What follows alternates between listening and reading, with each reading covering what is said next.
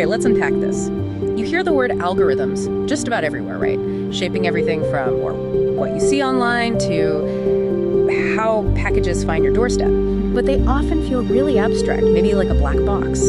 So today, we're going to try and cut through that abstraction. We're going to deconstruct algorithms right from first principles and hopefully reveal just how profoundly they underpin our world. Absolutely. And at its heart, really, an algorithm is, well, it's a precise set of steps, finite steps, step-by-step instructions, basically, designed to solve a very specific problem or, perform a task. Like recipe. Exactly like a recipe. Think of it as the conceptual blueprint. It's the logical sequence, and it's totally abstract, language agnostic. Yeah. It's the pure idea behind the solution before it gets turned into code or anything runnable. Right, the pure idea.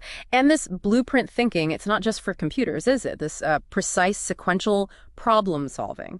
It seems pretty fundamental to how we think, too. Oh, completely. It has defining characteristics, right? Each step has to be unambiguous. Right. It needs to finish. That's the finiteness. It takes something in, an input, does something, and gives something back, an output. And it needs to be general enough to work on different inputs, not just one specific case. Yeah. And effective, like actually doable. Precisely. Think about tying your shoes. That sequence of steps, that's an algorithm. Or a navigation app, finding the best route.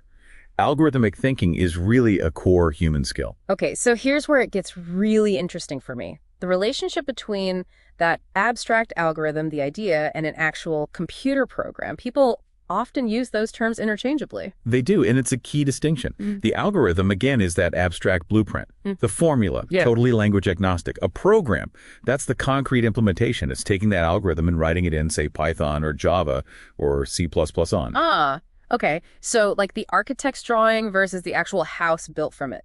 Exactly that. The drawing has the logic, the structure. The house is the physical thing built using that logic. The program is where the algorithm lives and runs. Got it. So how does that logic, that blueprint, actually tell the computer what to do? How does it direct the code? Well, pretty much every algorithm, no matter how simple or complex, follows this universal pattern. Input, process, output, IPO. You give it data, that's the input. Right. It performs a set of instructions on that data. That's the process. The steps. The steps, exactly. And then it produces a result. Simple enough. But how does it handle complexity, choices, repetition? Well, that's where control flow comes in. Yeah. There are basically three fundamental structures. You've got sequential execution, just doing tasks one after another in order. Okay. The conditional logic, the if this, then do that, otherwise do something else. That lets it make decisions. Makes sense. And finally, iterative structures, loops. Repeating steps over and over, maybe until condition is met. That's incredibly powerful for processing lots of data or refining results. And that processing power, especially with iteration, must be why algorithms are so crucial in data science, right? With the sheer amount of data we have now. Indispensable. Absolutely critical. Algorithms automate these incredibly complex processes on massive data sets, things humans just couldn't do manually, not at that scale or speed. They turn raw, messy data into actual, actionable insights. And they do it with high precision, consistency. And they enable predictions, right? Exactly. Predictive capabilities are huge. They let us see patterns, make forecasts. Without algorithms, big data is mostly just noise. Can you give us some concrete examples? Where are they making a big difference in data science? Sure. Think about predictive analytics. Forecasting sales for a business, or a bank assessing credit risk for a loan. That's algorithms at work. Or personalized recommendations, when your streaming service suggests a movie you might like. Yeah, sometimes spookily accurate. Right, that's algorithms analyzing your past behavior. Also, customer segmentation, grouping customers for targeted marketing, and critical stuff like real-time fraud detection in financial transactions. Okay, that connects directly to machine learning then. It feels like algorithms aren't just tools for ML. There's something more fundamental. They are absolutely the bedrock of machine learning, no question. ML at its core is about computers learning from data, finding patterns, and making predictions or decisions without being explicitly programmed for every single scenario. Algorithms provide the structure, the framework for that learning process. They enable the pattern recognition, the optimization like getting better over time, and the ability to generalize to new data. So machines learn in different ways using different algorithmic structures. What does that landscape look like? Broadly, there are three main types, three paradigms. First is supervised learning. Here, the algorithm is trained on data that's already labeled. You give it examples of inputs and the corresponding correct output. Like teaching it, this email is spam, this one isn't. Exactly. So it's used for classification, like spam filters, or regression, like predicting house prices based on features like size and location. Okay, supervised. What else? Second, unsupervised learning. Here, the data is unlabeled. The algorithm has to find patterns and structures on its own.